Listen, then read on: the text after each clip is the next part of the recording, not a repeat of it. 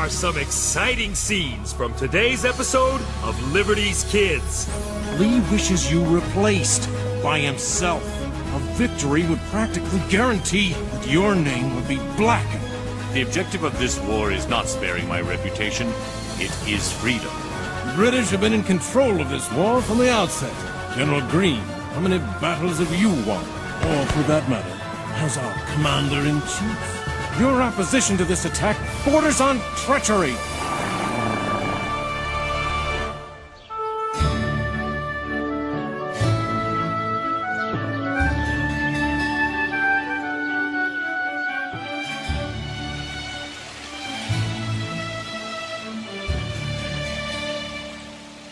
As spring brings with it its promise of new beginnings, I am thrilled that America and France are now allies. I'm certain this new alliance will bring peace. The British will have no stomach for being drawn into a world war with France.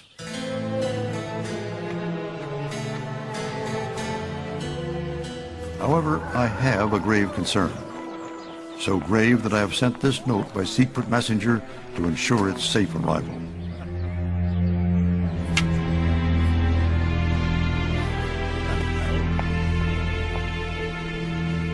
The Minister of France will arrive on United States shores in a month. We must greet him as one united nation, not 13 separate states. Please convey my deepest sense of urgency to Henri Laurens and the other members of Congress to set aside their differences and speak with a strong, united voice.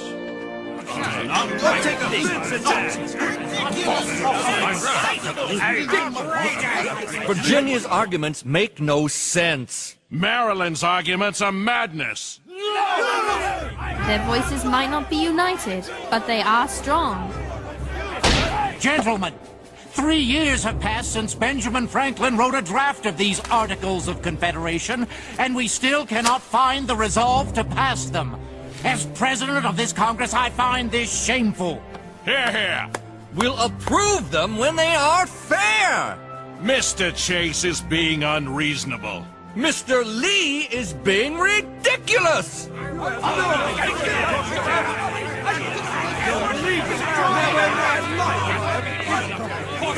Excuse me, Mr. Laurens. This just arrived. News from Dr. Franklin in France. The French minister will arrive in less than 1 month. He must see us as a united nation, or our critical alliance with France may not stand. Gentlemen, our very freedom is at stake. I knew this was going to happen! Listen to me! I say, Maryland, your time has come. I sometimes wish Congress were more like the Army. One person gives orders, and others follow without question. Sort of like having a king. Huh?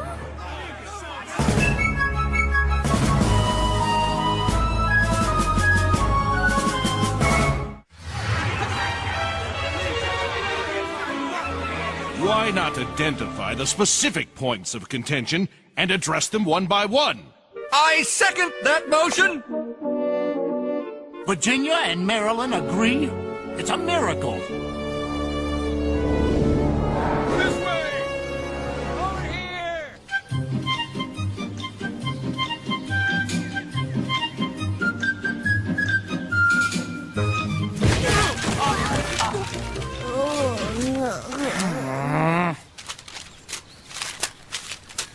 If you're going to be my assistant, you've got to learn to be on time, and to not run into the journalist. Sorry, what did I miss? See those women over there? They're Philadelphia washerwomen, and spies for General Washington. Real spies! They say the British officers have demanded their laundry by next week, whether it's finished or not. You know what that means. They don't care if they wear dirty clothes? No, it means the British are finally withdrawing from Philadelphia. This is a huge story for me. Sure is, but what happens to the spies when you write it? Ladies, you have done your country a great service. Thank you. We have before us a great opportunity. Mr. Hamilton, call a war council for this afternoon. Yes, sir. Wow! Did you see that? Sure. General Washington is working with the Wappinger to form an Indian company to fight the British. I was talking about his feathers. Excusez-moi, but those are the most wonderful feathers I have ever seen. I earned them in a tribal contest. You have to win them in a contest? These, yes, but there are plenty of other turkey feathers around. All you have to do is catch a turkey and pluck a feather. Gentlemen, we have identified the three major issues that block our ratification of the Articles of Confederation. 1. How to divide the expenses of a central government among the different states. It's absurd! A state like mine, Maryland, with limited land and resources, cannot be expected to pay the same for this war as Lee's Virginia, which claims vastly more territory and the right to expand! Vastly more territory? Well said! But ridiculous! Where are you going? Outside. It's too windy in here. Here, turkey, turkey, turkey, turkey.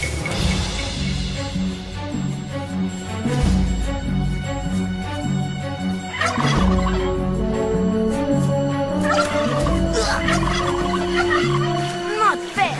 You're supposed to hold still.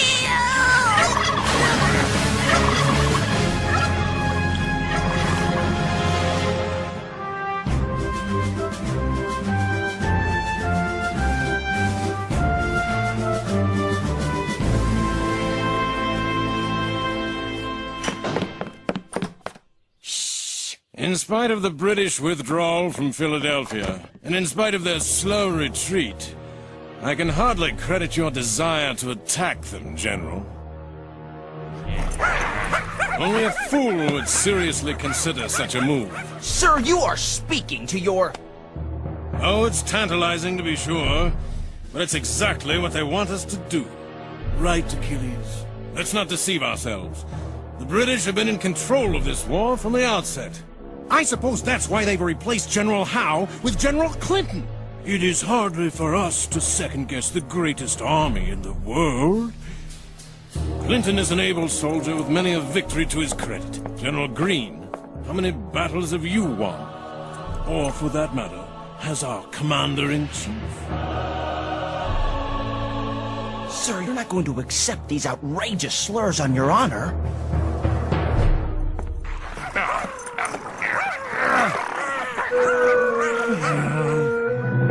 What the American soldier does best is run away. General Washington wisely knows this, and no doubt will soon recognize the folly of mounting any sort of attack. So, we're to do nothing and waste this golden opportunity to strike at our foe? Sadly, Monsieur Lafayette, it is not for me, the most experienced soldier here, to make that decision. Gentlemen, I suggest we adjourn for a while so that I might consider your counsel.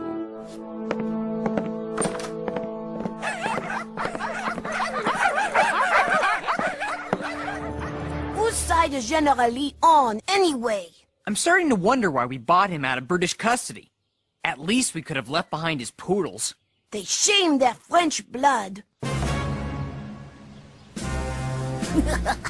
I finally found a dumb one. Just a little further.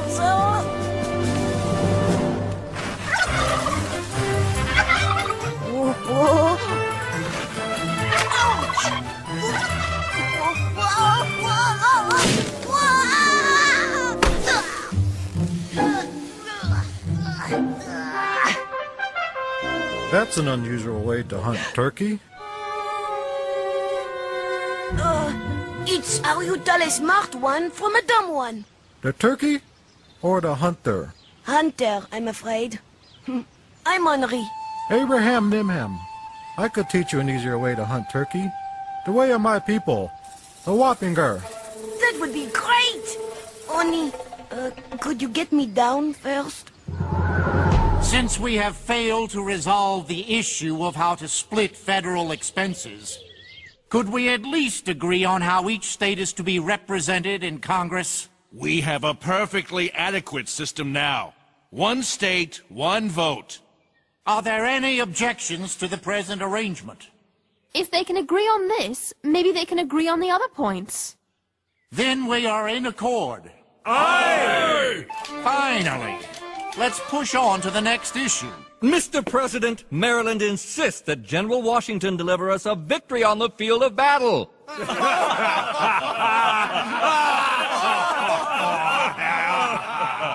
Why not? A victory would impress the French more than any act this Congress might pass. Mr. Chase, this Congress can't even agree on whether or not Washington is worthy of his command. Let us get back to the business at hand. He speaks the truth! Never mind Washington, let's get to the articles! Leave him alone to do his job, and let's do ours. Some delegates don't believe in General Washington? All of them could use more of the general's determination to unite this country.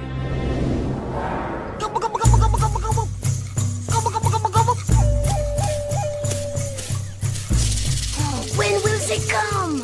Shh.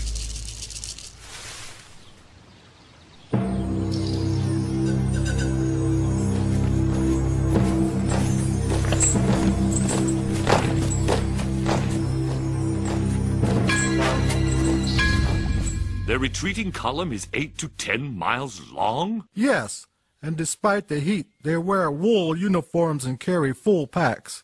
They are struggling. Gentlemen, I believe we should seize this opportunity to strike the enemy while he is most vulnerable. What do you say? We could easily attack their flank and rear without getting into a full-blown battle. We'll never have a chance like this again. I say we fight! General Lee? I am passionately opposed to such an action.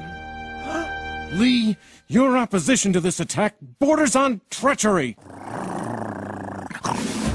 I'm sorry, sir, no. It's logic. Why risk disaster when a French alliance is so near to hand? Because we must show the French we are worthy of an alliance, sir. And with a victory, deal the British a double blow. We shall attack. That is my decision, and it is final.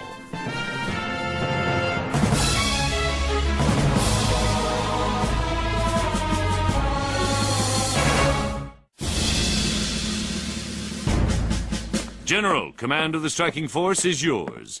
1,500 men. I'm sorry. I must refuse.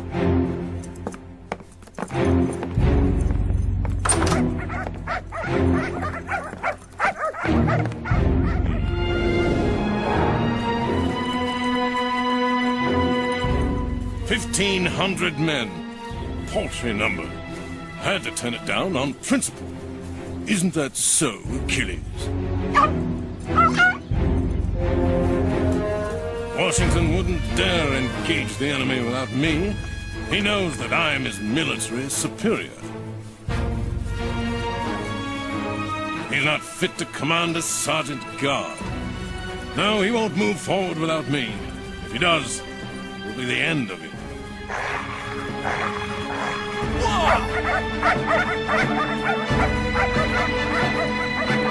We'll have 1,500 men, and if we come up on their flank, we'll be able to take them over. You mustn't breathe a word to anyone. These are military secrets. My dear Marquis, if Lee stays true to his conviction and refuses to lead this attack, I'll need you to step in. Your Excellency, I'll begin drawing up plans immediately.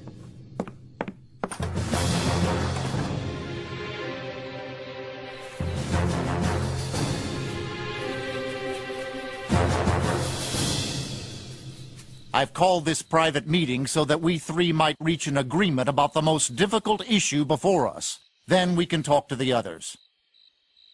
The states with western territories like Maryland will be asked to hand them over to the central government. What will we get in return? We can't expect either side to be completely happy, Samuel. You're a sly one, Henry, making it Richard and my responsibility to convince our colleagues. Sam, we must end this impasse. Excuse me for interrupting. Good evening, Miss Phillips. Washington intends to engage the enemy. This is it, gentlemen. Washington must win this battle. Hurry, Henri! They're reviewing the battle plans!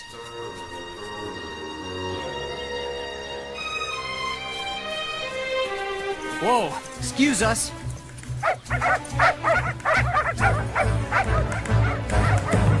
I understand that you've placed 5,000 men under the command of a 20-year-old boy. Not a boy, sir. The Marquis de Lafayette. Half the army. I am insulted, sir. General, you turned down the command. I disapproved of the strategy. Nevertheless, my honor requires that I now take charge of what has become a major engagement. You are entitled to the command, General. It is yours if you want it. You will attack tomorrow at dawn, concentrating horse and battery on the British west flank at Monmouth. I suspected he'd come around. Let's hope he fights as fiercely on the field as he does at headquarters.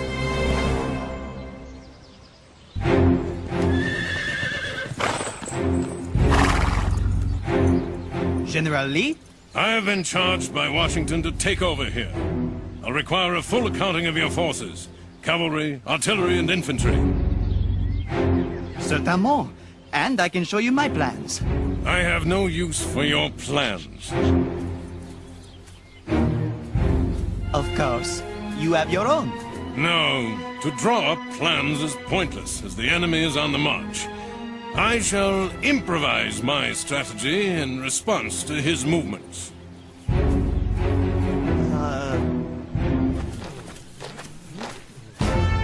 Our forces are now positioned to give Lee complete support. Gentlemen, it has begun. Look at all those feathers! One of you drop me a feather! Henri, come back here! We need to stay with... Henri!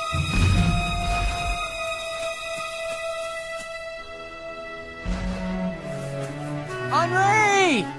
Where are you?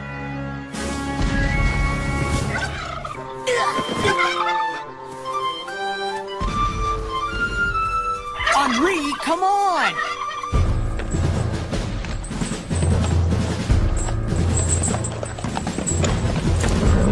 You there, Pfeiffer! Where are you going? Our troops are in retreat, sir. He's telling the truth. Look!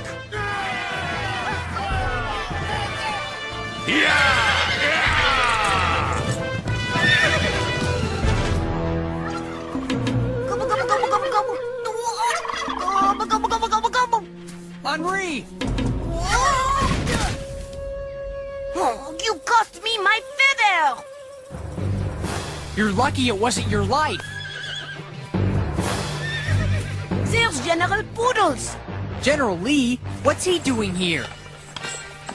Look! Regarde! Lee, what on this earth are you about? I have ordered a general retreat. You coward! That is contrary to my orders. Coward? The soldiers, your soldiers, are out of control, constantly disobeying me. I found myself in the most extensive plain in America, where such troops as I commanded would be helpless before the enemy horse. And as you well know, I was against this from the start. All this may be true, but you should not have undertaken it unless you intended to go through with it. Open your eyes! These farmers are no match for the British Army. Quit the field, sir. You are relieved of your command. Don't be ridiculous. I'm the only professional soldier you have. I will not suffer you to scorn these worthy men, let alone command them for 1 minute more. Yeah! I will not allow us to lose this battle. Take positions behind those hedgerows and hold that ridge. We are through running.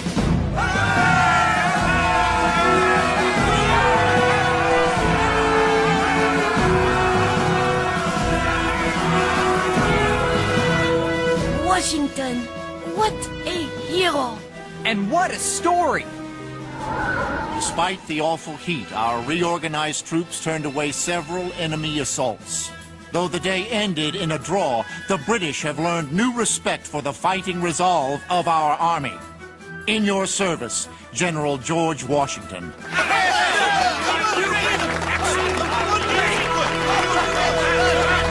Gentlemen, we remain at a stalemate in our effort to pass the Articles of Confederation. This is the kind of fortitude and discipline we need if we are to become one nation. I can only hope we're capable of it. We can do it! Hear, hear. We are capable!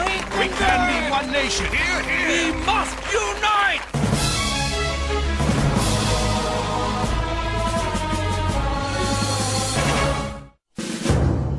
In the longest battle of the war so far, our Commander-in-Chief has shown the world he deserves that title.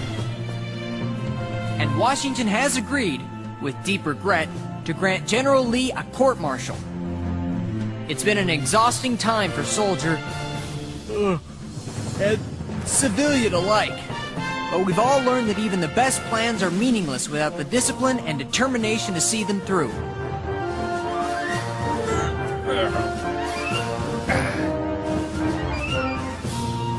Ha! Speaking of exhausted...